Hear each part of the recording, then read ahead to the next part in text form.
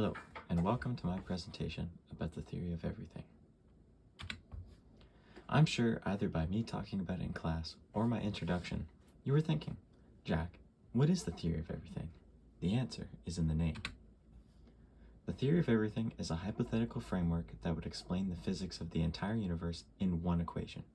So, an equation for everything.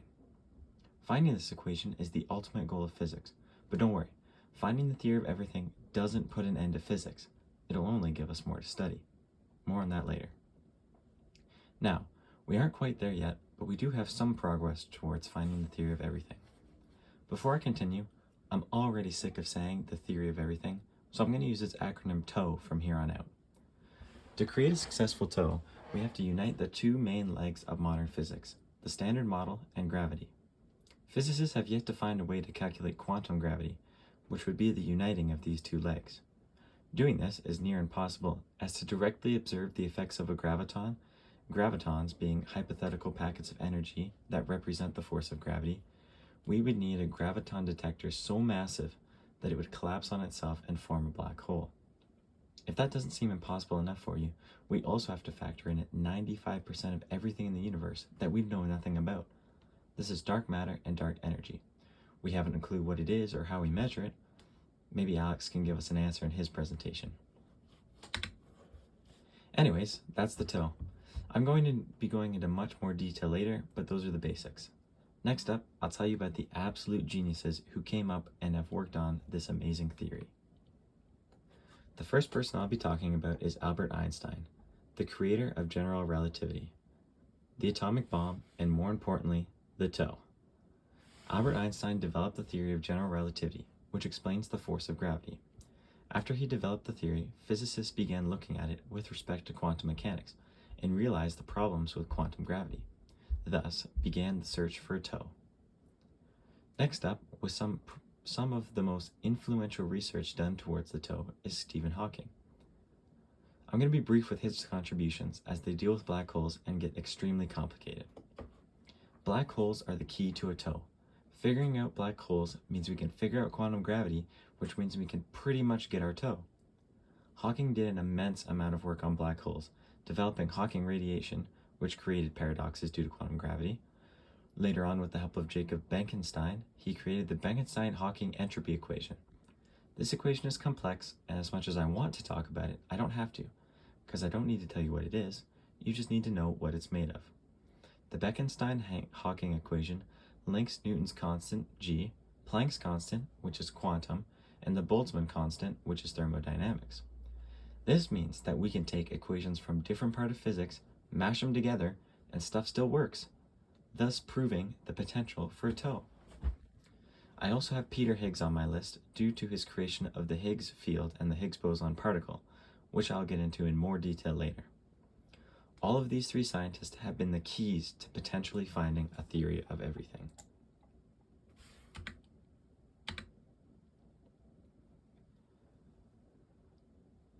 That's the TOE.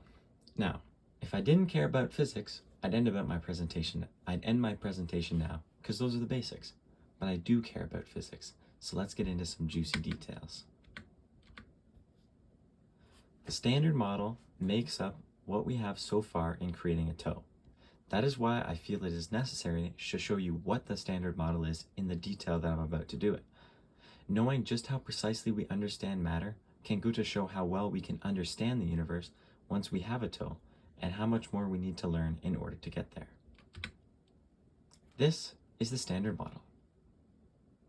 Beautiful, isn't it? Don't worry, I'm not going to try and understand it myself, let alone explain it to you. However, these three highlighted sections we will be talking about in more detail than the rest, and they are an easy way to show what some of this gibberish represents. I need to reword that. The Standard Model is an equation that explains how everything in the universe is made up of 12 different matter particles, moved by 3 different forces, and is all held together by one special force, particle thingy-majig. We don't know what it is. These 3 forces, however, do not include gravity, which is why the Standard Model is not the TOE. The Standard Model is made using quantum field theory, which states that all matter is not really made up of particles, but it's made up of fields, spread out everywhere throughout space.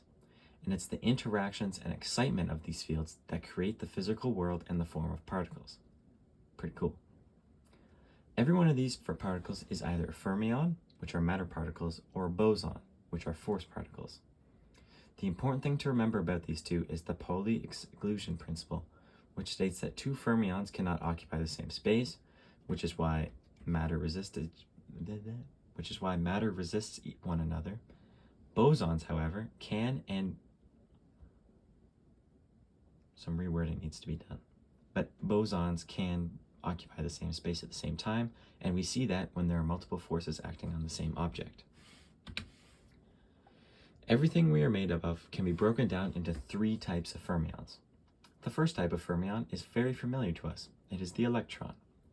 Then there are two kinds of quarks called the up quark and the down quark. Now, we know that an atom is made of electrons, protons, and neutrons. However, protons are made from two up quarks and a down quark, and neutrons are made of two down quarks and an up quark. Pretty simple, right?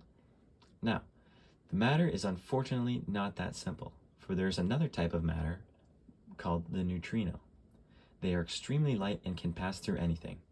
In fact, as I've been presenting, hundreds of trillions of them have passed through your body. So, there we go, our four main types of fermions. But I did say 12 matter particles, didn't I? Well, that's because all four of these particles have a second and third generation. We don't see these generations in everyday life, but they can be fabricated. The reason? They quickly decay back to their first generation, due to something we will discuss later. As you can see here, for electrons, we have the muon and the tau for second and third. For up quarks, we have the charm quark and the top quark. And for down quarks, we have the strange quark and the bottom quark.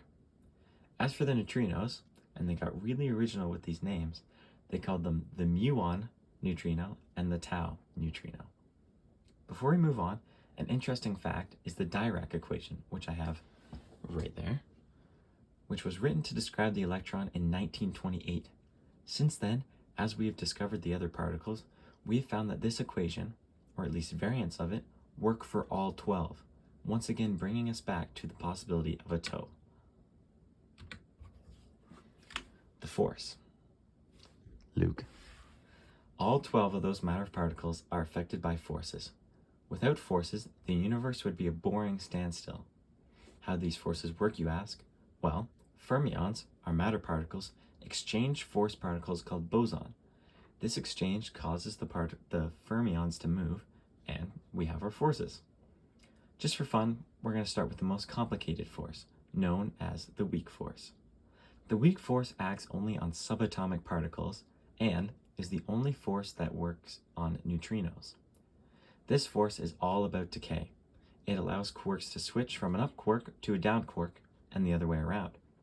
During this process, an electron and a neutrino are released. This is where neutrinos come from. This also means that a neutron can become a proton and a proton can become a neutron in a process called radioactive beta decay, which is pretty cool. This is responsible for the nuclear fusion that powers the sun and thus the Earth. It is also what decays second and third generation fermion particles back to the first generation. The bosons responsible for this force are the W boson and the Z boson. The next force is called the strong force, and it acts only on quarks, and therefore protons and neutrons, as they are made up of quarks. Quarks give out gluon fields. For record, all bosons give out fields, but gluons are the bosons responsible for the strong force. However, gluon fields are not like normal fields, like magnetic and electro fields, like we're used to. They are thin flux tubes, as you can see in this little diagram here. These tubes are very hard to break, hence the name the strong force. This is also why you will never see a quark alone in space. These flux tubes are also what hold nuclei together, as nuclei are made up of protons and neutrons. The most simple and the most well-known force is the electromagnetic force, which is represented by the photon. It is responsible for the chemical properties of elements and that acts on anything with an electric charge. These four bosons are responsible for the movement of all matter in the universe. Something cool that we've discovered in recent years is that the weak force and the electromagnetic force are both part of a more fundamental electroweak force. I thought I deleted that animation. Anyways. Oh no, I just forgot to write something about it. Anyways. The electroweak theory is based on a lot. Oh, what am I done?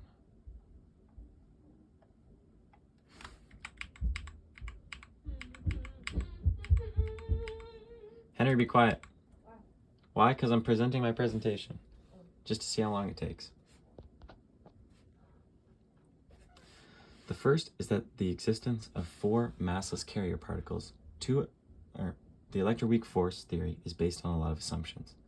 The first is the existence of 4 massless carrier particles, 2 electrically charged and 2 neutral, that conduct the electroweak interaction. However, the short range of the weak force shows that it has to be carried by massive particles. This proves that some mechanism must exist that gives mass to the particles exchanged in the weak interactions, but not to the photons exchanged in the electromagnetic interactions. This assumed mechanism is called the Higgs field, which is very important for the Standard Model. And it's also what we're going to talk about next. This diagram here is what the electroweak interaction looks like. Don't know what it means, don't know what any of this is, but it looks cool. So, ta-da. Moving on. The Higgs boson particle proves the existence of a Higgs field. The Higgs field is a field that gives the particles that we just talked about a mass. There's a reason why particles need a mass, but I'm not going to go into that because it's very complicated. The Higgs boson can be found when the Higgs field is excited. This derives from the quantum field theory that we talked about earlier. Anyways, the discovery of the Higgs field and later the Higgs boson was a huge advancement toward the Standard Model and therefore the TOE. And that's it. That's what we know, other than what we know we have about. That's what we know other than gravity, dark matter, and all that kind of stuff.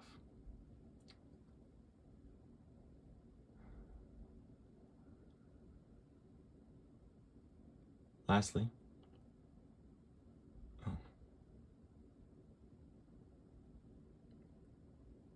here we go. That's it. That's what we know. Other than what we have about non-quantum gravity, ergo Einstein's theory of relativity, that was everything we know about everything we're made of. I've already covered enough about what we don't know, and you're going to hear a dark matter, dark energy, and relativity later on during these presentations. So instead, and lastly, we're going to look at what's next. How are we going to find these things?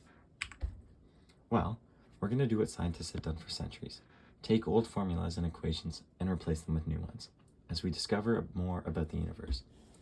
The ultimate goal of physics is to devise a theory that it can explain all physical phenomena from a set of simple and fundamental physics. An example of this is the Grand Unified Theory, or the GUT. The GUT is a theory that is, by definition, attempting to give a single explanation of the strong, weak, and electromagnetic interactions between subatomic particles. In English, we're trying to prove that all forces were at one time one single force, and some people believe that they remain to be one single force. We have expected and predicted that all forces will equalize at Planck's energy, which is 10 to the power of 19 gigaelectric volts. In order to test this, we need to build a particle collider with a diameter of 1,000 light years.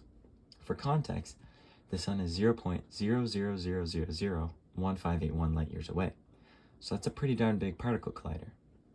Superstring theory shows that this might be possible, so we'll see if Zoe's presentation clears things up for us, because I don't have enough time to go down that road. Anyways, the Grand Unified Theory shows us that we already are looking at different parts of physics and trying to put them together in a single theory. Now all we have to do is do that with everything, and we have our theory of everything.